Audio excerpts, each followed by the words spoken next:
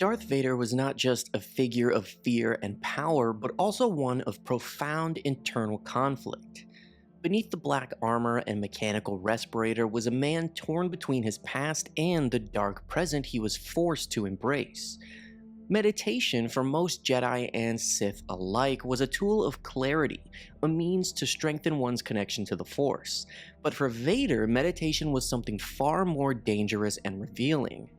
In this video, I want to break down a scene from the canon book Lords of the Sith, a moment where Vader's inner world is laid bare as he meditates, revealing what he sees, feels, and how these visions affect his relationship with Palpatine.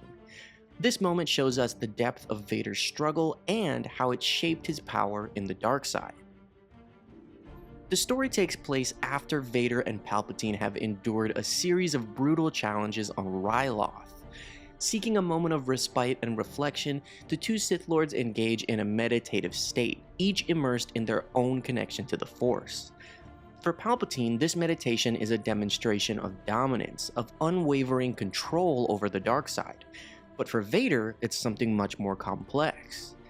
As he closes his eyes and reaches into the Force, he does not find peace or singular focus. Instead, he is met with a flood of memories, fragments of his life as Anakin Skywalker that he has tried desperately to forget.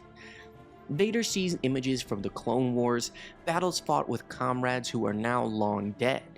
He recalls the face of Obi-Wan, his former master, and the man who ultimately betrayed him, leaving him to die on the burning slopes of Mustafar. The pain of that betrayal surges within him, not as a wound, but as fuel. He remembers Padme, her voice echoing in his mind, her last moments filled with sorrow and disbelief as she witnessed his darkness. He sees her face, the woman he loved, the one he killed in his quest for power. These memories are vivid, searing, and impossible to suppress. As these visions unfold, Vader's body remains still, as though he's frozen in time. Each memory strikes him like a blow, but instead of weakening him, it feeds a growing fire. The dark side thrives on passion and anger, and Vader's past provides an endless reservoir of both. Yet, the danger of these memories is not lost on his master. The Emperor, always aware of his apprentice's inner turmoil, senses the shift in Vader's focus. He feels the disturbance in the Force, the way Vader's thoughts drift dangerously close to the light. When their meditation ends, Palpatine confronts Vader, his voice laced with cold skepticism. He questions Vader's loyalty, his commitment to the dark side. "You think too often on the past, Lord Vader," Palpatine says, his tone sharp. "The Jedi you once were, the life you once led, these are chains that bind you." Vader does not react outwardly, but inside, anger boils, not at himself, but at his master's doubt. The very suggestion that he is anything less than wholly devoted to the dark side ignites a fierce rage within him. Vader does tell his master that his skepticism angers him. He turns to Palpatine and speaks, his voice a low growl through his mask. "My anger is my strength. I remember the past because it fuels me. The pain, the betrayal, they give me power." Palpatine watches him closely, a thin smile playing at his lips. He knows that anger is the key to Vader's power, but he also knows that the past is a double-edged sword. While it can fuel the dark side, it can also awaken the remnants of Anakin, the Jedi who still lingers in the shadows of Vader's mind. The Emperor's doubt is not baseless, it is calculated, a test of Vader's resolve. Vader's meditation and the memories it brings are more than just fleeting visions. They are a battleground. Each time he closes his eyes and reaches into the Force, he must confront the ghosts of his former life, and each time he must choose whether to let them weaken him or to use them. He sees himself not as a victim of the past, but as a master of it.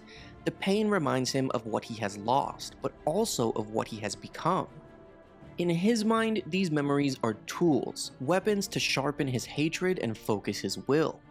Yet, Palpatine's doubts linger. He understands that true power in the dark side comes from complete surrender. To fully embrace the darkness, one must let go of everything else. Vader's refusal to relinquish his memories, to let go of Anakin Skywalker entirely, is a risk. It's a crack in the armor, one that could one day become a chasm. Vader knows this too. He knows that his master watches him constantly, looking for any sign of weakness, any hint that the Jedi still lives within him. And so he channels his rage not only against his enemies, but against the very notion of doubt. Palpatine's mistrust becomes another spark, another reason to hate, another source of his strength. In Vader's mind, his defiance is proof of his power. He will not be defined by the past, but neither will he forget it. This moment between Vader and Palpatine is crucial in understanding the nature of their relationship. It is not one of simple master and apprentice, but of constant manipulation and challenge. Palpatine seeks to dominate, to break Vader completely, while Vader fights to maintain his identity within the darkness. Their meditation is not a peaceful communion, but a silent war. In the broader context of Star Wars, this scene adds depth to Vader's character. It shows that his power is not just born from the dark side, but from his refusal to be controlled by it. His memories are a source of torment, but also of unparalleled strength. He walks a razor's edge between annihilation and supremacy, using every ounce of his pain to fuel his relentless drive. Meditation for Vader is not an escape, but a confrontation.